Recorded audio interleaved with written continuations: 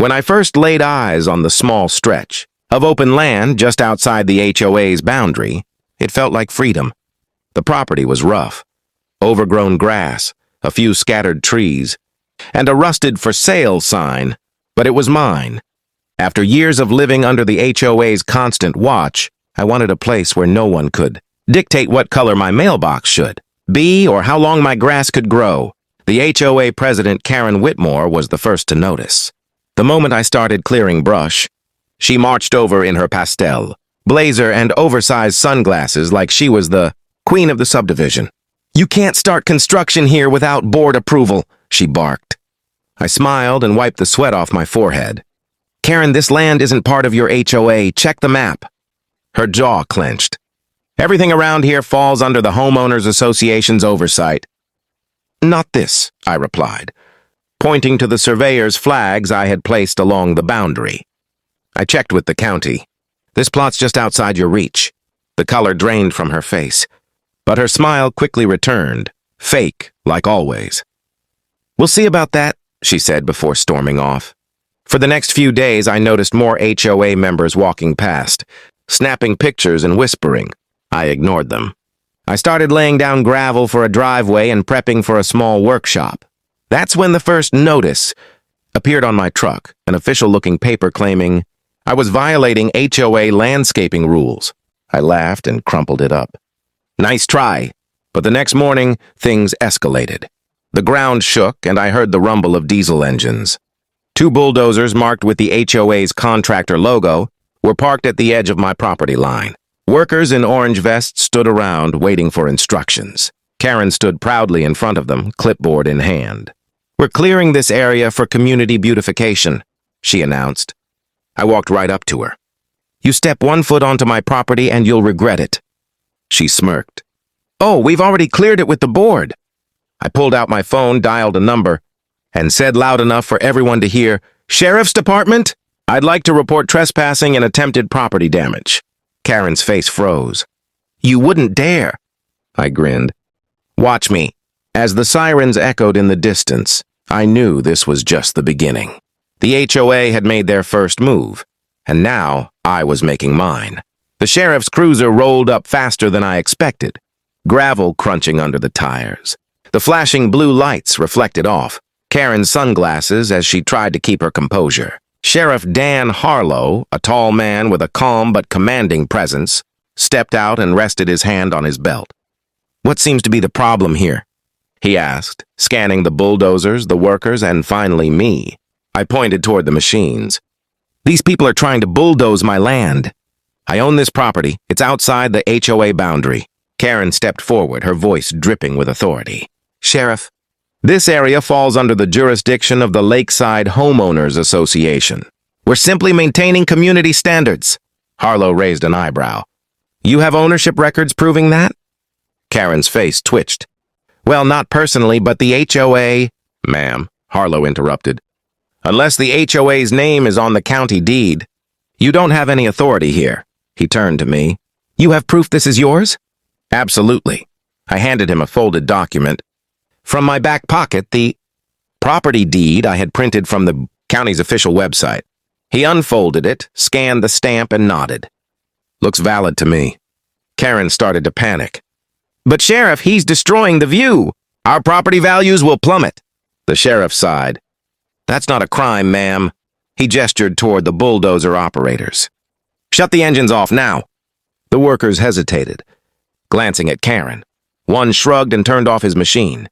The deep rumble faded, leaving only the sound of the wind. Karen's lips trembled with fury. "You'll regret this," she hissed at me.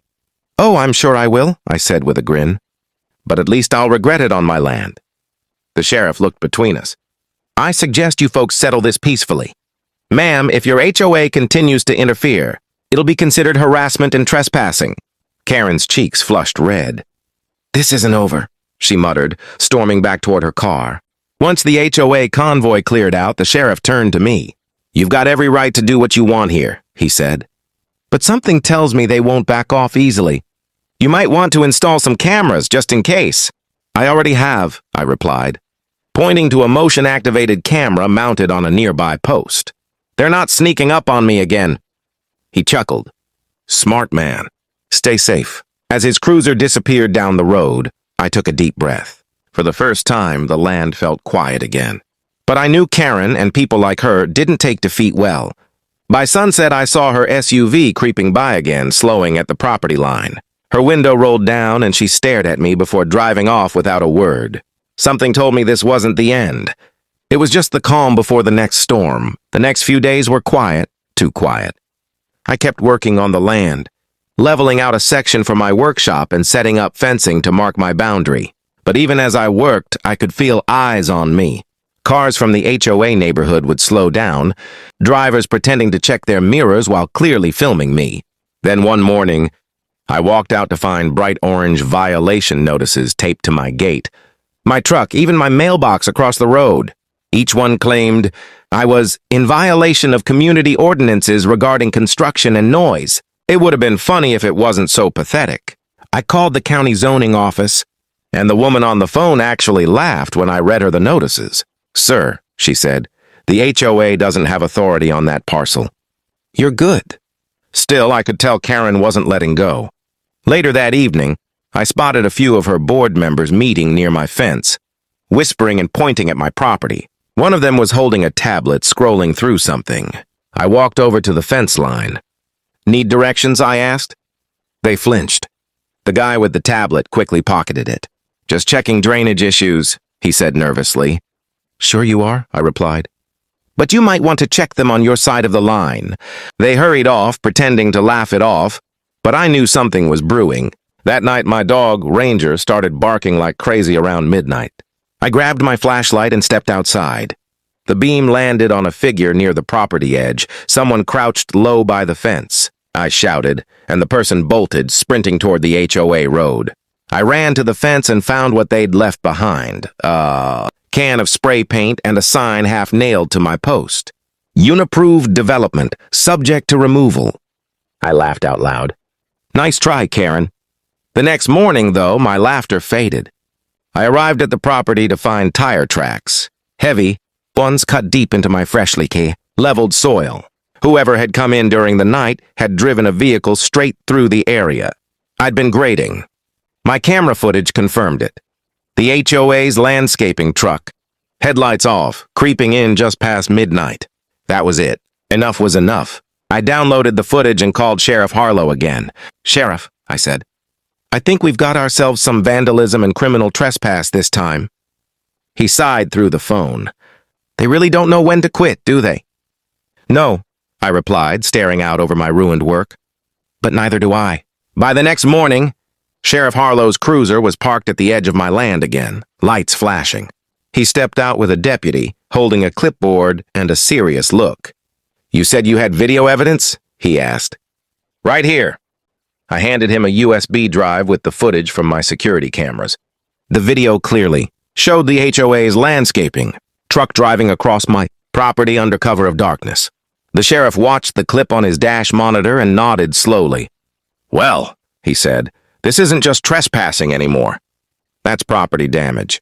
And since you've got proof, the HOA's in trouble.